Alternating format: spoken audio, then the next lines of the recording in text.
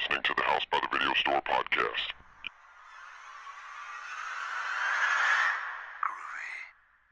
There's no more room in hell. The dead will walk near. We have such sights to show you. I kick ass for the Lord. Praise God! Give away. Welcome to the House by Video Store podcast. I'm your host, William. Join me today will be Derek. Hello. And Sean. Hello. And do we have a Mortal Kombat blip in our intro theme? I feel like is there a soundbite? I don't think so.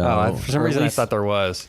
Yeah, I never but, listened to it, but Well, I have. It's Mortal been Kombat. yeah, I thought there's some little blurb, but I guess there's not. Corey made that years back, which we need to get a new one made. Yeah, but this episode we're discussing Mortal Kombat, the movie. the 90s film that was directed by Paul W.S. Anderson. So, of the Paul Andersons who make movies, I think he definitely falls in second. And spoilers throughout because Mortal Kombat. There's the It's 1995. It's like the Bible. You know the story. yeah, you know the story. And, or yeah. do you know? Or is there a story? So it was story. from 1995.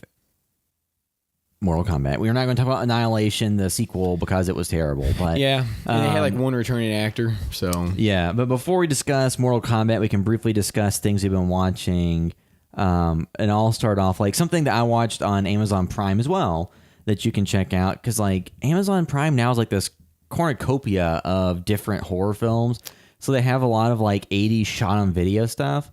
So there's a movie called Beyond the Seventh Door that I watched. Tommy Wiseau. That's essentially like if you had a version of Saw with no gore or blood and no real nudity, and starring Tommy Wiseau. Does Saw ever have nudity? I don't think Saw. I don't remember if it I don't does. think Saw had nudity. I think they just had Just He over was the top projecting gore. his wishes. yeah. And I'm just saying, like, So so it's an actor who has a very distinctive look, and he's supposed to be like 30, and he does not look 30.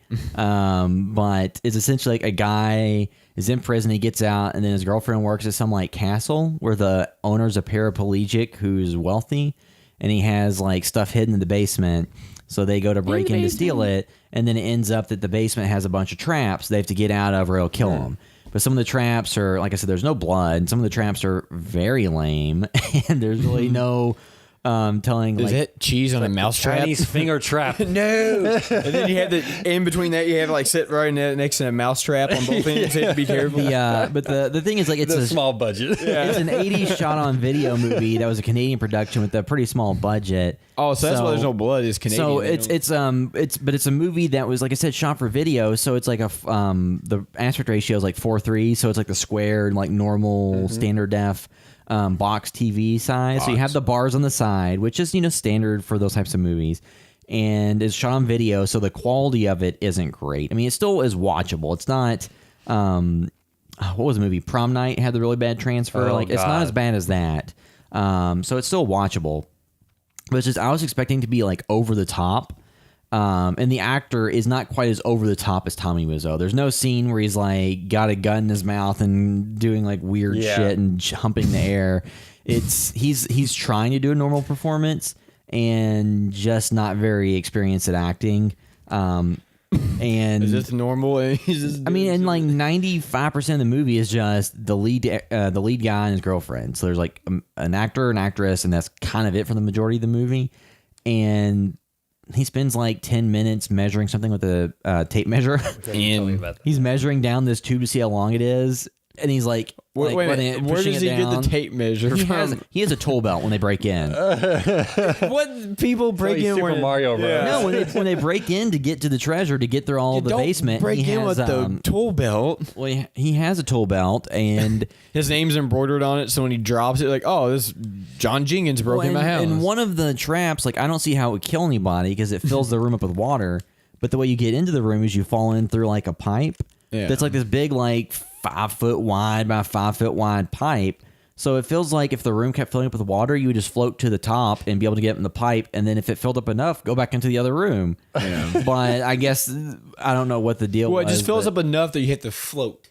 But it killed the person that was in the room before because there was a dead body in there. Maybe they couldn't swim. But or they had boots on. so it's a movie that, like, if what I've described to you sounds like something you're interested in, you can check it out. It's not that long. It's like under an hour and 20 minutes. It's just, I expected it to be a little bit more bonkers than it was.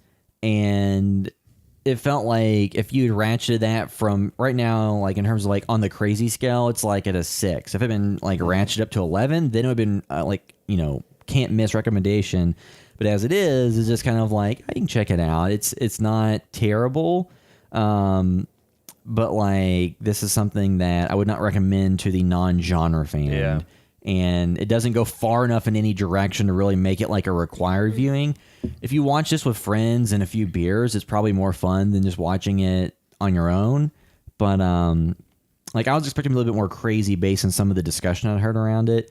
And yeah, it's I'd still rather watch that than most of the Saw movies. So there's that. But I think that was really the only thing I had a chance to watch that I didn't discuss on the last podcast. The two things I'm going to discuss real quick. I saw Black Panther and then I rented Thor Ragnarok. Both really good Marvel movies. I think Thor Ragnarok is probably my favorite because it just kind of flipped everything on its head. It just did. What's the director's name? I don't want to mess his name up. Taika Waititi. Yeah, he just kind of did whatever he wanted. I really enjoyed it. It was fun. They finally found out how to get Chris Hemsworth to work as Thor. He's actually a really good comedic actor. Like, yeah. I think that's where Thor works. It's such an outlandish thing that I think being too serious does not work, but him being kind of goofy is great. Like, it was one of the best. Let me say this. It might not be the best Marvel movie, but it is by far the most enjoyable. Like, it's the one that you could rewatch over and over again.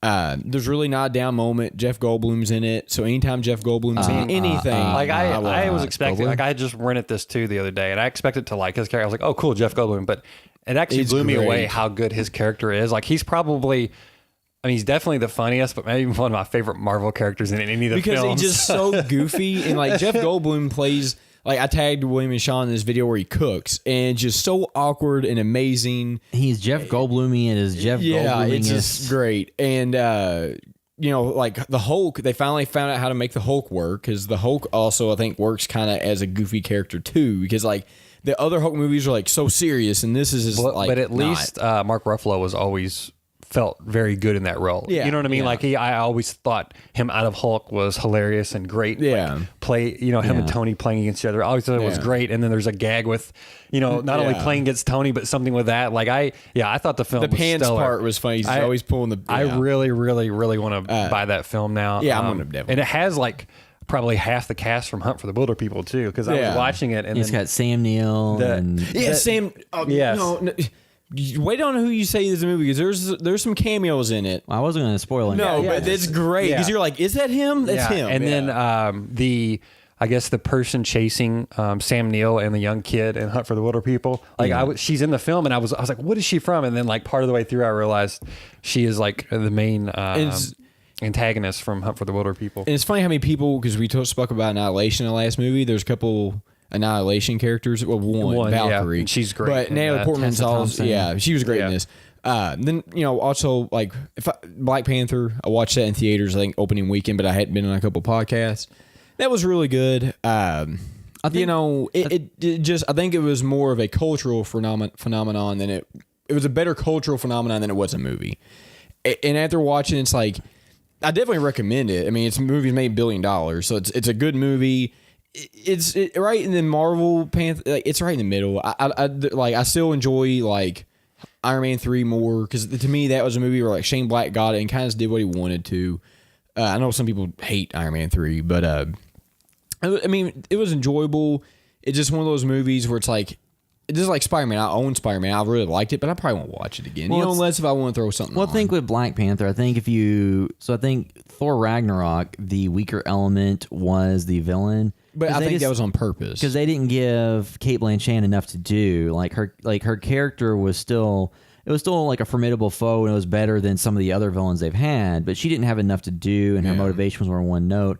I feel like in Black Panther, Killmonger had more motivation, was a better villain. But he didn't get enough screen time. But he didn't get enough to do either. He was kind of like the Beetlejuice. Like, it was one of those things you remember the most out of the movie, but when you go back and you realize, like, he maybe had 20 well, then minutes it felt like there were some parts they may have like amped up some elements just to like sell things on the screen that when you rewatch the movies, like maybe as a story structure to make some of this more sympathetic or make relatable. What movie are you talking about? Black Panther. There's some stuff where it felt like they did stuff just to in the moment make something be like more of a little set piece. Yeah. But then if you expand out and think about the movie in entire context, like So what you done with this character doesn't necessarily jive as much, but I will say that Chadwick Boseman is awesome as T'Challa. Like, I don't know if they could depict a better guy. I really like him. yeah. Michael B. Jordan, great villain. I mean, the cast was great. Like, everybody they picked was really good, especially the guy that was like the tribe leader of like the, I want to say the gorilla tribe. Like, that guy was awesome. Or like the cold weather mountain. Yeah, tribe. I can't remember what they're called, but they're like because everyone kind of has a theme, and that's like the gorilla one. He was awesome. So like they got a really good cast. I just thought like They had like Daniel Kaluuya from Get Out. yeah, In it. And he was good in it too. He just always seems like he's mad, but like I really liked it. He's just paranoid. Yeah, but it's just one of those movies where it's just kind of like a lot of different stuff. The MCU stuff, like like I've kind of bashed MCU a little bit. I do like it, but then I also like to hate it. So it's kind of like the kind of compare it to Civil War. Like it was good. I don't think it was as good as the hype was though. Like to me, it's like a 7 out of 10 movie, and everybody gives it like a 9 out of 10. And it's like it was pretty good, but it didn't. It didn't blow me away. It didn't. It was just kind of a normal movie that followed normal tropes. It didn't kind of turn things on its head, kind of like The Last Jedi did. It. This one felt like it fell into exactly what Marvel wanted to do. So too, I'm gonna butcher the pronunciation. Denai Guerrera. So the actress that played Michonne in The Walking Dead was in this movie, and I did not realize that till I was like, she has a very familiar voice and face. And it's just in The Walking Dead, her character has the dreadlocks. Yeah. So And she I was like, might have been one of the most enjoyable characters in that movie. I mean, she was awesome. Like make note, like I think that Black Panther was a very good movie, and in terms of like the cinematic unit, like the comic book stuff, it did a better job at establishing like a kind of out there world, something that doesn't exist whatsoever. I think it did a much better job than the DC stuff has done. Compared to this was a much better movie than Thor 1. Like this, because Thor was outlandish. Well, it's just it's a very different tone too, and two, like something I've noticed, and this isn't necessarily specific to this movie, but it seems a lot of CGI of like all CGI fights and battles in movies doesn't. It seems like very few things look better than Spider-Man 2 from 2004 with like Spider-Man and Dr. Octopus, because I think what happens is back then they would have like one effects house working on a movie over like the entirety of like the post-production process. But now they're getting movies, they finish shooting them, and they need to hit theaters in less than like 6 months from the end of shooting to theater release. So they hire multiple effects firms to work on different parts of it. So none of it looks great. No. And it kind of looks rushed. Because like some of those movies, like one of those X-Men movies had some really bad effects. Apocalypse? It was Days of Future Past. The Apocalypse had some really bad effects. Yeah, they did. So like the effects stuff, I mean, it's not super distracting, but like if there's a scene where Black Panther is in costume fighting somebody else, it just looks not good. I don't know why they changed the Black Panther suit, because the one in Civil War looked so good. And I know these movies, they always had to constantly change the suit, but honestly, the one in this movie, after he changes suits out, just looks like a spandex suit, and it's like the one you had done before looks so much better. I don't understand why the change. I mean, it might have been just for licensing and to have slightly different colors. And there's different action figures. Yeah, but they could there's have kept the same style suit. Well, there's the story element too of how the suit works, which we don't have to spoil. No, that, but there's things like that but it just looked worse. Like you made it look worse. And I don't understand that, because it looks like a cosplay costume almost. Well, you also showed it more in full daylight, and you showed it more throughout the movie. Because in Civil War, Black Panther wasn't in the movie a ton. No, but the suit still looked better, and all of his shots were in daytime. So yeah. I was trying to look up a movie I watched this week too, and I think it was in the 90s, and it reminded me of Ninja Turtles and the way the characters felt, because you were talking about bad CGI fights and stuff. Yeah. And I watched the movie and I was like, oh, was like the pinnacle of animatronic live action characters in films. You know what I mean? That was the pinnacle of technology before we started getting the CGI that replaced all that stuff. Mortal Kombat. Oh, it was Goro. It was Goro. I was thinking how good Goro looks, because it was like the pinnacle of that. Yeah. And it was before they, now Goro would be all CGI, just like the Turtles, guys in the mocap suits. looks good, but you can tell it's all still CGI. But Goro being a physical thing. I was sitting here scrolling, like, what did I watch? Yeah, it was like, Goro. I was comparing it to Ninja Turtles, and it just looks so good still, Well, you are you ready to get in discussion? The only other thing I watched real quick was, we can go on. We're good. What Lies Beneath, Robert Zemeckis, the Harrison Ford, Michelle Pfeiffer. Harrison Ford. I'd always wanted to kind of watch that. That is a bonkers movie. Some really bad dialogue. Yeah. One of the characters, Michelle Pfeiffer's friends, she's like, divorced 40-year-old, and she says what does she say? Michelle Pfeiffer's like stressed out, I think, about like ghost stuff or whatever. And she's like, like your kid's gone off to school. If I was you, I'd be tripping too. And I was like, she is one of the people that would have been at the auction and Get Out. Yeah. I remember that movie. The only reason I remember it is because I guess USA got the rights to it. And they showed it nonstop. And they showed it nonstop from like 2000 and whatever to. I like Zemeckis. He's a very technical filmmaker, and this film was him relying on the technical aspect more than, making them hone some of the dialogue and the script. Yeah. Unfortunately, but it was like a nice little time capsule because I never got around to watching it. Just seeing Harrison Ford of that era, Michelle Pfeiffer, it was, I'm not going to say it was a fun watch. It was an interesting watch, but yeah, that's it. All right, so move into Mortal Kombat, the 1999 or the 1995 film from Paul W.S. Anderson. And said it's on Amazon Prime. You can buy it on disc as well from anywhere. And VHS. And I would assume That's how I that watched it the first time. I would assume that if you're watching this, because remember we went to theaters and watched it. Yes. If you're listening to this podcast, unless there's what age of a person do you have to be to not understand the cultural phenomenon that was Mortal Kombat? Because I don't know if we've ever seen another game since that time that was just that big. Well, so here's the thing, though. I would argue that Mortal Kombat to us was huge because that was in the days before, online console gaming. There was online PC gaming, but it was more of a niche thing. So Mortal Kombat was, you got the game, you went to your friend's house, you had 2 controllers, and you would take turns, everybody would play, or you go to the arcade and play. The friggin' sweep kicks. It was a big thing. But then today, I would argue like your Call of Duties and things like that. But let me finish. To the younger audience, though, I think people who are grew up on online gaming, those games are probably more of it because like there was no Twitch streaming to watch Mortal Kombat on TV. There was no real. I mean, there were tournaments and things, but there weren't as much. There wasn't as much economy around the game. So I feel like a lot of these games now that have like the online components. Like StarCraft, and that's more like internationally now. Like Fortnite's really big right now. Yeah. There's like always a new wave every 6 months. I'm saying like think of a game that was like because Mortal Kombat was everywhere. I mean, you had arcades at Target, you had them at Taco Tico, you had them at Taco. But everywhere you went, there was a Mortal Kombat like arcade, or it was on TV. I mean, they even made the Mortal Kombat song. I mean, it was everywhere. So I don't know, because I don't think it can happen again just because of the way things work. There's so much other stuff out there now. But like at one point in time, like Mortal Kombat was the game. That was the franchise. I think the cultural saturation in terms of physical things and spaces. Yeah. And because like you said, you go out to eat food in a pizza place, and there's a Mortal Kombat machine at every pizza parlor. Yeah. Like I remember they had one at Taco Bell like they way back in the day. So you go to places and they have all these things that in today's world, the games might be played by more people just because they're out there. Yeah.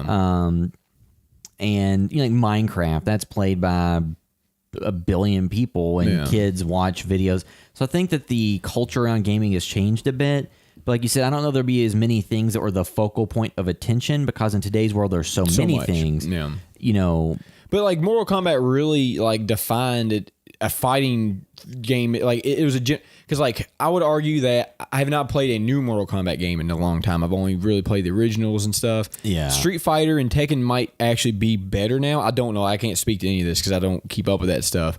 But it's like at one point in time, the game that you played was Mortal Kombat. Well, Street Fighter 2 was the game when that came out. But I think like Mortal Kombat kind of knocked it out. For me, I was a Street Fighter kid. Yeah, there's always Street Fighter, Mortal Kombat. The first fighter I played was Street Fighter 2 on an arcade cabinet. Yeah. And after that, I got Street Fighter 2 for Super Nintendo, and I actually didn't get Mortal Kombat. I got it for like Sega a few years later. Yeah. And then my friends had it, so I always played it with them, or I'd play it in arcade. So I feel like, from what I remember, this may be wrong, but I felt like Street Fighter 2 was the more like technically accomplished fighter at the time. It was. Mortal Kombat was the Flashy. more popular because it had the more extreme animation. It had the whole thing about just the violence. Like that was the cultural thing.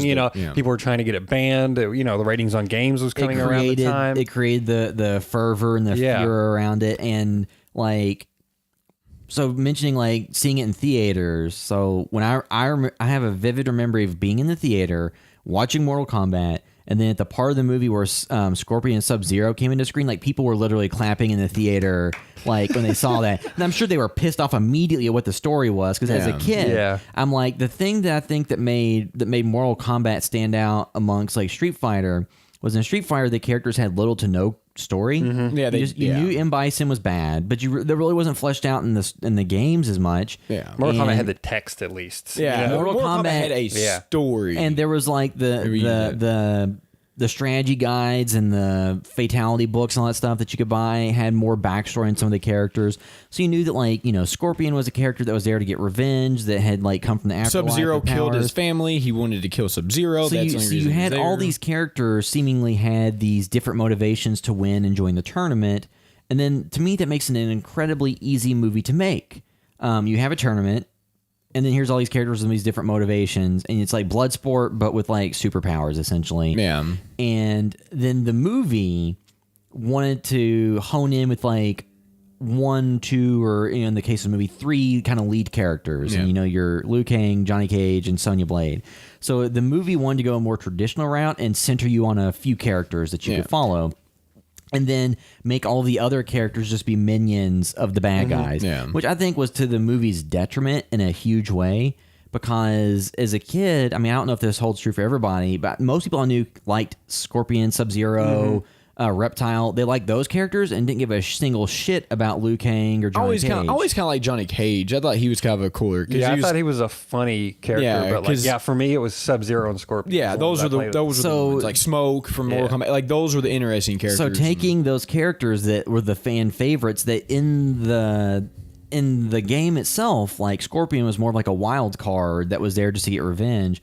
Making him be a minion of Shang Tsung just seemed... that wasn't an issue. The issue was... him and Sub-Zero being teammates. You could have played it up where like Scorpion was a minion of Shang Tsung only to be partners with Sub-Zero to kill him. But they didn't do that. They were just kind of... In the wrestling world, they were just pudding guys. They were just guys that got beat. And I think that was the biggest problem is like... This movie, it was supposed to be a tournament movie, which, like you said, a very simple concept. You throw a couple of these characters in there, give them motivations, keep riding all that in there where they're fighting for the world's safety or those But then you can have all these other little arcs that go on while you're fighting. Yeah, and then you got a good movie. But this one, like you said, they focused too much on like stuff that didn't really matter. I didn't care for the actress who was Sonya Blade. I didn't really... Well, at the time, she was Paul W.S. Anderson's wife. Yeah, so that's why she got that role. And to me, I don't understand like why you just didn't use the To me, you already have the mocap people. Well, they may have not been actual actors. These people weren't that great. Like what are you going Ed Boon was one of them and stuff. You know what I mean? So something like I would say though is like the motion capture. The fact that like Scorpion and Sub-Zero and Reptile like were motion captured for the games. Like, how did they make the suits look that much worse in the real movie versus the motion capture they used for the game? Yeah, well, the motion capture obviously didn't get everything, but they could have just used those suits and probably looked a lot better. But I think as time's progressed, like those characters have fleshed out more as technologies so they look better now. Yeah. But to me, it's like the only reason I bring up if you have the mocap, is it really that hard to take the way that Sonya was dressed in the mocap and then put that in the movie? Yeah, but like, that's the same arguments of comic book movies. They do, they always change the outfits for the movies. Yeah, but now though, we got to the place where they don't. They keep more. Yeah. But the other thing is, so the movie like went to extreme lengths to have characters utter phrases from the games. Yes, and context that didn't make sense. So like to be that slavish to the games, and it's like I was talking with Julie the other day because like she was asked like what movies are in for the podcast, and I was like, oh, Mortal Kombat. She's like, yeah, I don't want to watch that. But I was like, the movie just went to these great lengths to have like Shang Tsung, like Liu Kang fights somebody and wins, and then Shang Tsung goes up and then sucks their life force out and says fatality. Yeah, it's like, well, no, in the game, the character that was in the bout would kill someone, and then it's a fatality, not someone else. And why would they let Shang Tsung suck the soul out of one random dude that loses the fight, but not all the others? That seems unfair, and like you're letting him gain power for no reason. Yeah. And then, like we said, full spoilers, when Liu Kang finally kills Shang Tsung, he says flawless victory. It's like, no, flawless victory is when you don't get hit. Yeah, and he did get hit. So it's just like the fact that you include all this stuff for no reason in the wrong context is when you're like, why did you do that? Yeah, I will. The credit I had to give the movie is the actor that was Shang Tsung. I don't know if he could have got a better one. I think he did it good. I think he was very good in his role. The scene where because Spielberg was actually supposed to be in this movie as a cameo of the Johnny Cage. The guy looked like him. Yeah. But they couldn't get him, so they had a guy look like him. But the scene that worked really good is where Johnny Cage is like talking to his buddy that's a martial arts guy, and he's like talking about how he's invited, and then he walks off and he transforms into Shang Tsung. It's like, that was a cool scene. But like Goro was probably the best part of the movie. But here's the thing that aggravated me, and this is why I talk about the mocap actors, because most of those were martial artists. That's why they got them in there, and they probably looked aesthetically pleasing, men and women both, as far as being in shape and stuff. You go and get a lot of these actors in a martial arts movie who are not martial artists. Yeah, because the martial arts do that. not hold up. But that is what they did back then. But but Liu Kang was a martial artist, so you had a couple of people that were. Yeah. But then you get these other people in lead roles who weren't. And it's like, that's where I look at Street Fighter. And it made sense because your lead actor was Jean-Claude Van Damme, who is a martial artist. They originally wanted, I think, Jean-Claude Van Damme for Johnny Cage. Johnny Cage and stuff. The interesting thing is the game was made first. They approached Jean-Claude Van Damme to be in the game, and then his agent advised him to turn it down. I mean, think about the licensing. They probably would have killed off the character, but the licensing Jean-Claude Van Damme would have got from that, like they're still making Mortal Kombat games with Johnny Cage in it. They probably would have killed him off, not wanting to pay it. Yeah. But that would have been a very weird thing to have him. Well, it's funny though, because me and William didn't cover Street Fighter, but I watched it, and I've watched it recently. So it's funny because Jean-Claude Van Damme turned down Mortal Kombat, but in '94 he was in the Street Fighter movie, which they then made a Street Fighter the movie, the game, which was a motion captured Street Fighter, which Jean-Claude Van Damme was in. So it's like he obviously wanted to be a part of it later on and did that, which didn't work. Or his agent was trying to rectify. I mean, because Street Fighter essentially got rid of the idea of like a tournament or whatever completely, and was a story. Well, I would say this: Street Fighter the game, man, maybe it's different now, but in Street Fighter 2, and you might know more about it, was there really a story? No, it was mostly. It was just like you said, M. Bison bad, and then you had some other questionable characters, and that was like it. Whereas like Mortal Kombat had a story because you knew it was between the Nether Realm and the Earth Realm, and they fought every so often. And whoever won, kind of got to rule the other one. So there was that. And like you said, all the other characters kind of had their own individual arcs. Like Liu Kang's, I think originally was redemption. Sonya Blade was wanting to get Kano. Johnny Cage was just there looking for the to prove fame, himself. looking to prove himself. And then you had all this stuff. So it made sense. Why they didn't just follow that, which is what we always ask about these movies. It just... Well, it could have been producers saying, no, well, like, you know what I mean? Coming from making traditional films, like, oh, no, audiences need these characters to gravitate. You know what I mean? Like, I'm sure it was a push and pull between producers and people with the money saying, look, I know that's what the game is, but that doesn't matter because you can play as any character, so everyone has to have an equal story. But in this, we got to hone it in. I'm sure it was a push and pull. They're like, we need to centralize, we need to focus the movie in on a handful of characters that are relatable, that are human, and that, have good motivations. And then you had like Christopher Lambert as Raiden. I love him. Yeah, he was good. Yeah. Like that was because then the second Raiden is the one that sucks. Yeah, but Christian, he was good. Like there were interesting. The what is her name? Bridget Wilson, Sonya Blade or whatever. Yeah, she was like 21, 22. Bridget Wilson. She did do all her own stunts. So you gotta give her that. Like that was cool. She was young. Yeah, was she also on Billy Madison? Yeah, I always had a huge crush she would have been House like on Haunted Hill. She would have been like 21 or 22 when that movie was getting made. I just can't. Oh, it's just like you see her. It's like I just think of Billy Madison. It's like Billy Madison. Yeah, you think of the Mr. Penguin and stuff. And I did like the guy that played Johnny Cage. Like I enjoyed him too. I thought he was talking several years back about Mortal Kombat might be coming back. Which they've done like the web series and some other stuff too. But I think now to make a Mortal Kombat movie, I mean, you just have to go full bore. I think you have to lean into the elements like. The ridiculous. I don't think they should shy away from using that original theme because that is Mortal Kombat. It can't get better than that. That was everywhere. It's still used, but like sports games, like everything, like that song could not have been better. And like even when it kicks in the movie, like it's works. cheesy, but it's so good. Like that's what you need out of that. Like if they're gonna make a new one, don't try to make it serious and mature. Like who cares? Like it's this cultural phenomenon that everybody knows about. It's got to be rated R though. That's what I'm saying. Make it rated R, but also know what it is and have a lot of fun with it. And I think that making a Mortal Kombat like today, I think making it as a series almost works better than a movie, because then you could have episodes devoted to like a big ass fight between some of your lead characters. Yeah. Just like the main thing with watching Mortal Kombat was the fight choreography was bad. not great. Like it was not very good. Like a lot of the fights, But I think that's indicative to like the 90s as a whole, because like even movies like Bloodsport, which are what kind of spawned, these things. If you go back and watch Bloodsport, ain't that great either. Well, I mean, too, though, but in those you really do. You have people that are actual martial artists. Yeah, you do. But they're not on the same level as like a Bruce Lee film. I think Mortal Kombat was a good game. Even the first one was a good game. 2, I think, is a lot better than 1. I liked it a lot better. 2 is probably I equate this movie almost to how you equate the first Mortal Kombat to Street Fighter 2.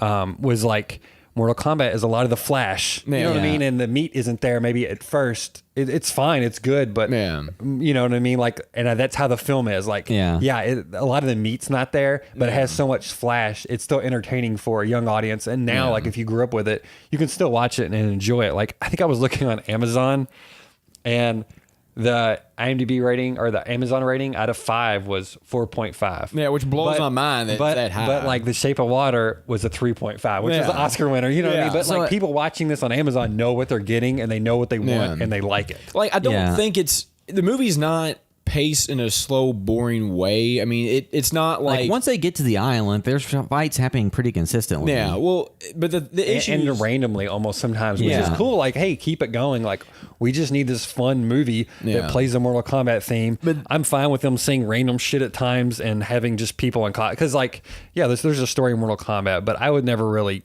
cared about the characters that much. Like I liked the characters based on how they played. Yeah. You know what I mean? For me, that's how I was like worried about how they played, and the other stuff I was like, whatever. Yeah. Well, I mean, to the like the I think the big thing missing was like the interacting between the other characters. Because like I said, to me as a kid, the big draw was always like Scorpion and Sub-Zero. Yeah. And then in the movie, for them just to kind of make them, because like the Sub-Zero fight between Sub-Zero and Liu Kang was not a fight. It's not even a fight. It's just like he's doing the Dragon Ball Z, building the energy up, and then Liu Kang throws water at him. And then blue ball fight. And then Katana's like, use the element that brings life. Yeah, that was stupid. Like there's some very bad moments. I just don't get when people are giving riddles like that. They're just like, throw water on them. Like how is it that much different to take? But I don't understand too. Like you would think if Sub-Zero is like a manipulator of ice, that throwing water at him would just he'd be able to use they would just freeze on the outer layers of his power, but and not turn into a spike and generate this huge amount of force. The Johnny Cage Scorpion fight was at least a little bit more engaging visually. Yeah, I remember that. But Johnny Cage just got his ass kicked. Like he got, and then at the very end he gets the shield, and then it lets him kill him. Yeah, but like the Ray Harryhausen skeleton head, you know, which I appreciate. Yeah, again, practical. You know, well, that's one thing I will give this movie is like as far as like the Scorpion stuff and the Goro. Yeah, Goro deserves its own discussion. Now Goro was probably the one that fought the most, but I think the reason why they didn't show Goro fight that much is I think just because the difficulty in animating because I do think, because I've watched some behind the scenes stuff, but I do think there was a guy in it. Mm-hmm. So I think had to be. I think because it wasn't like a miniaturized one. I think it was a full size thing. So it was just hard because like the Johnny Cage Goro fight was kind of lame because I always remembered it better than it was. And essentially, he just punches him in the nuts and then kicks him off of a cliff. So there's not a big fight there. But I would wonder now, like, I feel like if they ever redid it, that Goro would be kind of ruined because they wouldn't do the. Well, the thing is, I think you would the temptation to have Goro or Shiva if you go in the direction of that character. The direction like wanting them to do more because it'd be a more visually interesting character to have in a fight would necessitate that it be CG or heavily CG. Yeah, and then I think sometimes you just lose the tangible, side of it because Goro looked like a real character. Yeah, and you put Goro in a horror movie and change a little bit, he's a scary ass character. Yeah, put him in dark shadow and come running down the hall at you. Yeah, like that's a scary ass or like character. He's something that could almost be a creature in like a De Toro film, like you know Pan's Labyrinth or Hellboy, or like Hellboy. I can see Hellboy fighting Goro. Yeah, Yeah, so maybe he's in Ready Player One. Yeah, everything. He's CGI on that though. But yeah, I think the problem with this movie is like. It was in the 90s. It was... The 90s was a weird spot. Just like the Street Fighter movie. Like, they gave you enough of, like, here's these characters in these touchstones, suits. yeah. You know, like M. Bison was in the M. Bison suit, but he didn't have supernatural powers. He had magnets. Now, he flew. Oh yeah, that's right. Yeah. And now in this one, they because this was post Mortal Kombat 2 and 1, I think. So you still had you knew these characters had supernatural abilities as far as Johnny Cage and Sonya Blade and Liu Kang could shoot fireballs and energy blast, and then the shadow kicks that Johnny Cage would do.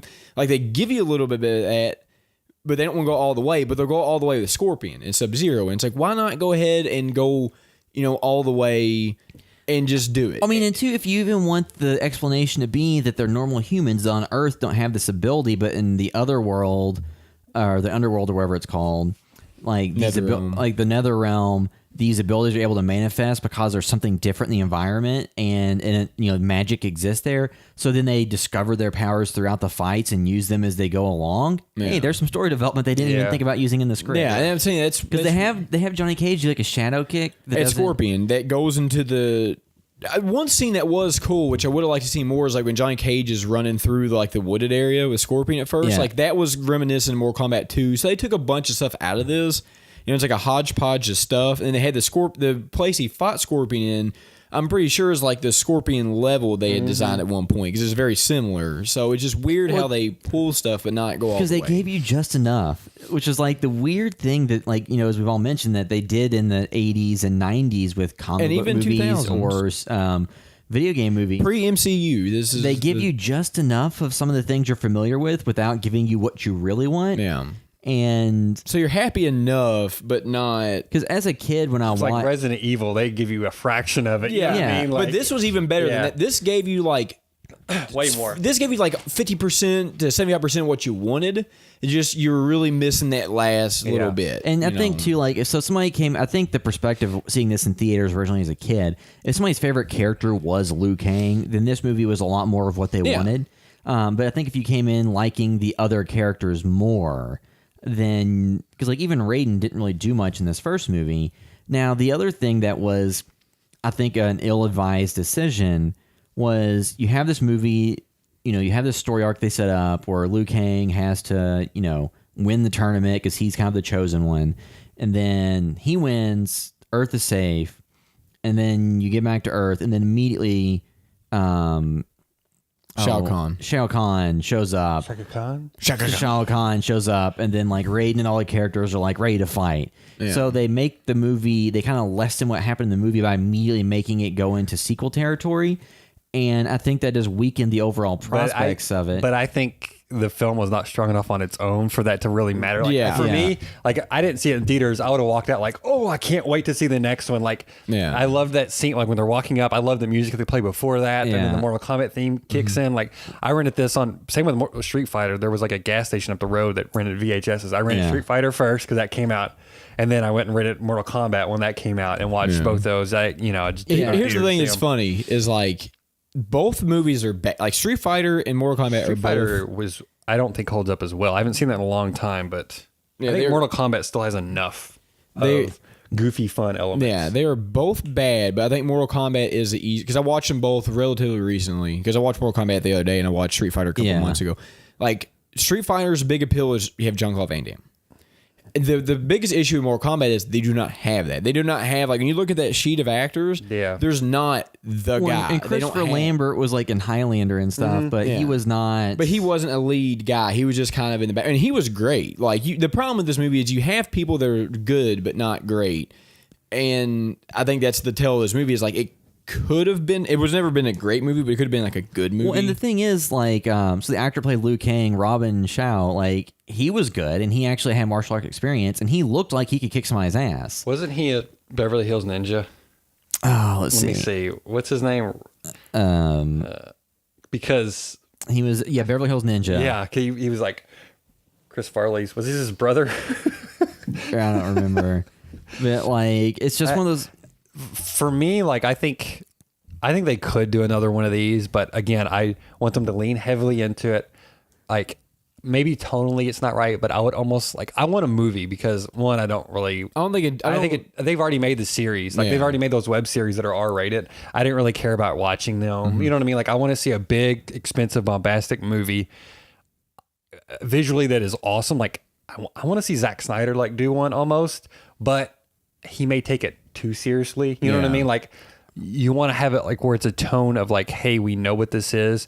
Let's have fun with it. Almost like a lot of, or some of the best rock movies, you know, with the rock in it. Like it's goofy, it's fun, but let's almost, or maybe give it like the director do like something like John Wick or something like Deadpool, like one of those guys. Because I think this would almost have to be somewhat meta to work. Yeah. So give it like to the director of the first Deadpool and see what he could do with it. Because I think, you know, it needs to be R-rated, but it still needs to be like almost self-referential. Like, you need to have it needs to be light and fun, but violent, and lean into the music. Yeah, lean into the catchphrases. You gotta have the catchphrases of the music. Yeah, it's got to be goofy. Well, if you play it too serious, you're not gonna get a Bruce Lee movie out of this because it's just not gonna work. Well, I mean, it's kind of like the Dragon, basically the tournament, but like let's not go there. Let's just have fun with it. Yeah, have fun. Well, I think too that in like the modern day context, the fights would need to be way better and way more scripted out and longer, because none of the fights lasted more than like 5 minutes. Yeah, there's another fight. Like the most visually inventive fight to me really was the Scorpion one, because that's the one that took on the most locations and kind of was the longest. Well, that's the benefit of this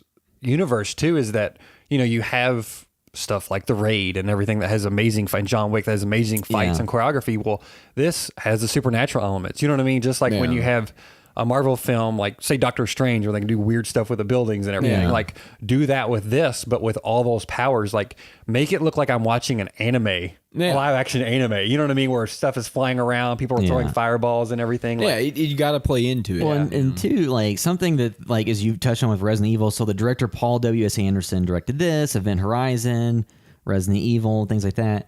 It feels like to me with this and Resident Evil, like, dude is recognize that video games have stories that can be made into movies, but doesn't recognize how. Yeah. Because to me, like, I know the Resident Evil movies work for a lot of people, but to me, they just sacrifice all the elements that made me like the Romero elements. It's weird because in the special features for Resident Evil 2, they were talking about how he made them all play through the game or watch playthroughs if they couldn't, because he wanted to make it so much like the game. And it's like, that is the furthest from the game you could have got almost. Like the Tomb Raider movie was closer to the games than you know what I mean, than Resident Evil, because the games are more of like a plotting pace and it's like the fixed camera angles, and then that movie was just like sci-fi level stuff. So if you're like wanting to experience a Mortal Kombat story, I know a movie's a different thing, but Mortal Kombat 9, the story mode, that is phenomenal. Is that the one where they kind of like revamp everything? It's like 1 through 3. Okay, because I know there's one where like they did a reset. Yeah, and it's pretty long. Like it's awesome. Like you'll jump through. Like you don't pick one character. It is a story mode, so you jump from character to character, like you're talking about, and you learn to play through with each character throughout the game because you are jumping back and forth and learning techniques. And some fights you just have to do certain things. Or some you just fight like little minions. So it's kind of similar to like the most recent Tekken, because like the most recent Tekken, when you play through the storyline, like you do not play from. There is a overall like this is what's going on, but then you play from everybody's perspective. But this is one story. You don't go and select each one, and it's way better. Like Tekken like Mortal Kombat 9 changed the game for story modes and fighting games. Tekken was trying to jump off that, but had not been done better. But then Tekken 10. I didn't like that story mode as much. I don't know if I finished it, but it's essentially... Is that the newest one? Whoever the newest one is one I own. Probably. It's their kids. Okay. And it's like 20 years later or something. 20 or 30 years later. Yeah, that's what I'm playing. Yeah. Well, which again took it from Mortal Kombat, because like Mortal Kombat also did that with 10, where it's like 20 years later and they're all kids. Yeah. Like Johnny Cage and Sonya are 20 years later. Yeah. I mean, and two, like... It's interesting because like the sequel Annihilation came out 2 years later. It was bad. They killed Johnny Cage in the first 2 minutes. They killed Johnny Cage immediately. Different actor. They recast instead of everybody. Yeah, like I think Liu Kang was still there. Yeah, he was the one. Like one or two. I think maybe the guy who played Sub-Zero was the same guy. Maybe, but that doesn't matter if it was. But like they got Christopher Lambert was replaced with James Remar, and then you just had this like lower budget, and then like if you look at like Rotten Tomatoes or like IMDb or Metacritic, I think the sequel has a Metacritic score of like 11. It's bad. People love to bash. Yeah, it's 11. Who directed that? Did he direct it again? No, I didn't think it was so. directed by John R. Leonetti, who directed the first Annabelle film, Wish Upon. Insidious, the show? Well, he was a cinematographer for Insidious. And so his first movie directing was Mortal Kombat.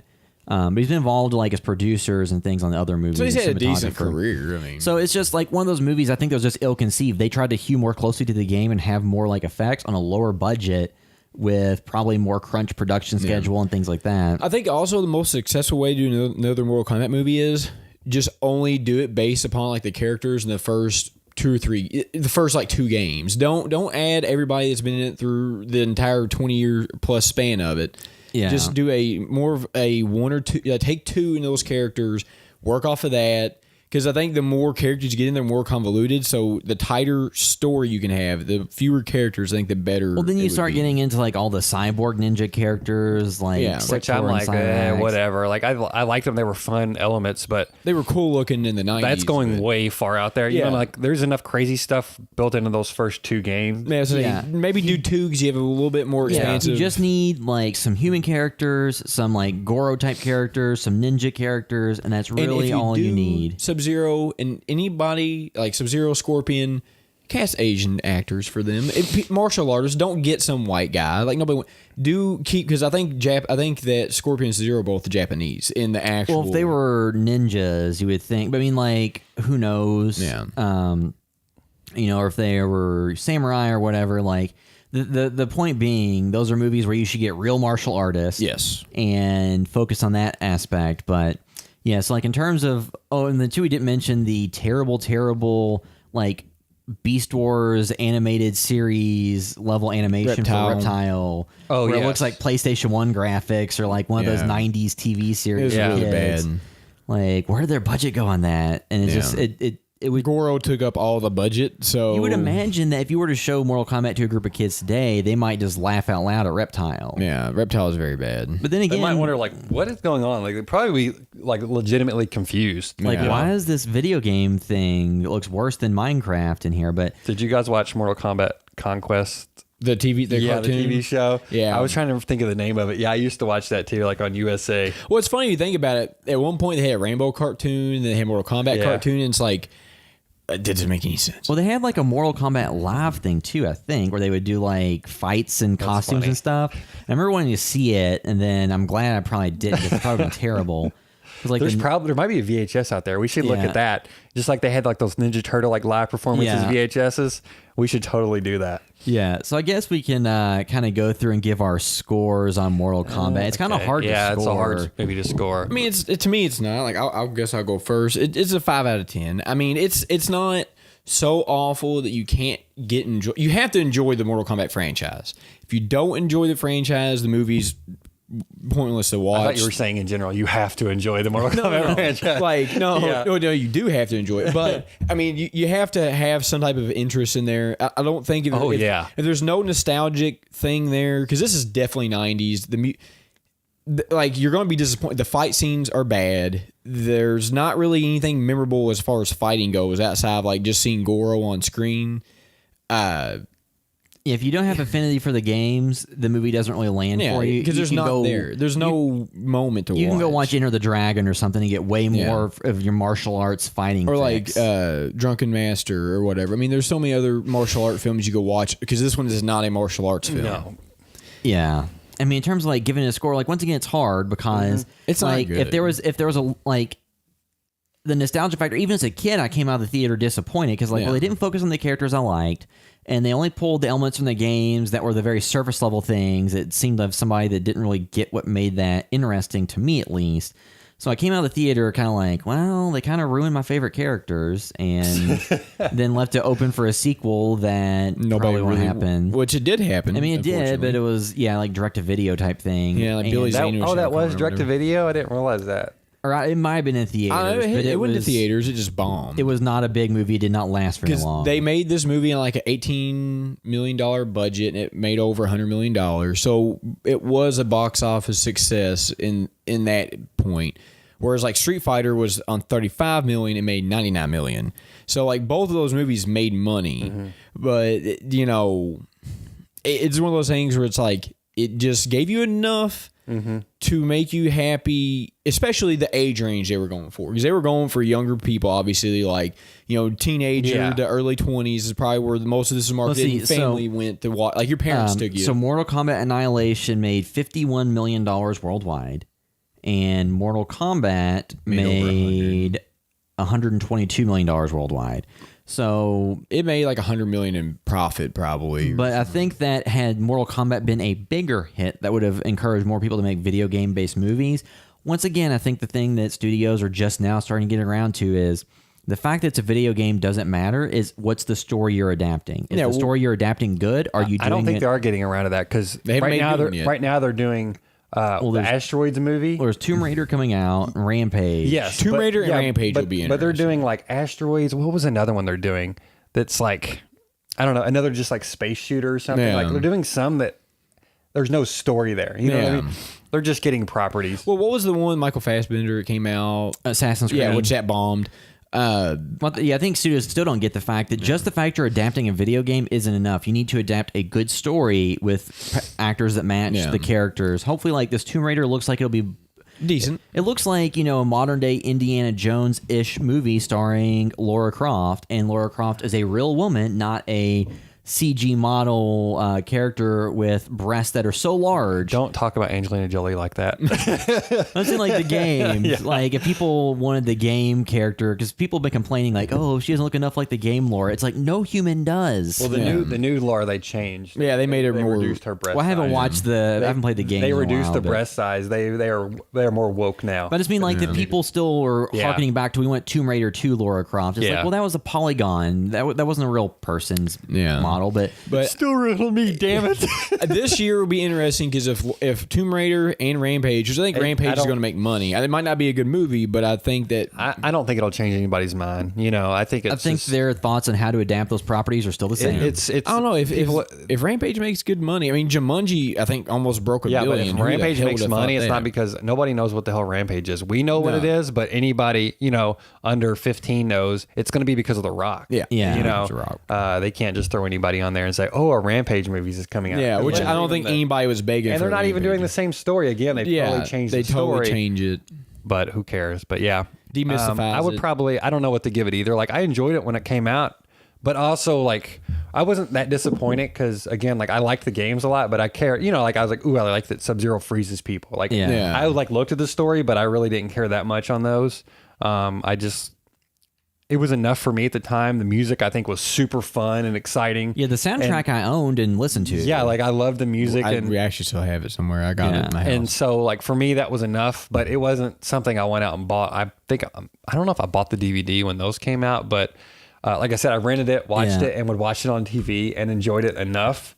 I liked it more than the Street Fighter movie at the time, even though I played Street Fighter more. I think the Mortal Kombat movie is way more fun, I think. And less grating in some regards, but yeah, it is for fans of that era. Yeah, and other than that, like it's hard to gauge. Like I would at the time, I probably said, "Oh, it's fine." Like as a 10-year-old, I'd like, it's like a 7 or 8 out of 10 maybe. But like as an actual movie, I cannot really recommend this to anybody to watch unless they're a fan. Unless you've already probably seen it. Yeah, I could not recommend like if you've never watched a movie like. Like I give it like a 5 out of 10 because like there's entertaining enough elements. Goro is cool. It's just the fighting is subpar. I'm around a 5 out of 10. Everything that's supposed to do good, it does bad. I mean, it just pretend like. But also, I wasn't dreading watching it. I was like, okay, sure, Mortal Kombat. Like I'm totally cool with that because of nostalgia factor, and there is enough cool stuff like Goro, the music. I love Raiden in it. I mean, like if nothing else, the soundtrack I listened to a lot, and then I just kept playing the video games. So it's just like didn't really change that world to me, but. Yeah, so overall, recommended. I mean, if you're a fan of the game, you've probably seen it. If you've never played the game, then not sure there's much there for you. There's much better martial arts films to watch.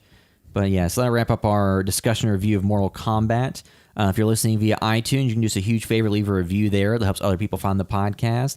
We always enjoy seeing comments on Facebook and YouTube. Mostly on YouTube is where you get comments on the podcast MJ episodes. Jones commented about a show I should watch, and actually I did watch part of it. The first part of the first episode I haven't finished yet, but I'm enjoying it so far. What show is that? Gomorrah, I think, on Netflix, and it's an Italian crime show. Oh, okay. I've enjoyed it so far, but I'm like probably 45 minutes into the hour-long episode. Yeah. So that's why I haven't talked about it on the past 2.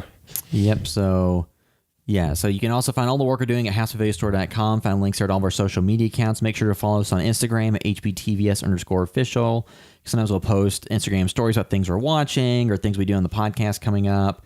Make sure to follow us on Facebook as well, YouTube, Twitter, all those places. You can find all the links at houseofvideostore.com. If you want to find us specifically on the internet, you can find me on Twitter at William Caps. You can find me at MetaWorldDerek. At Blevin Sean on Twitter. And that will bring this episode of the House by Video Store podcast to a close. Thanks for listening.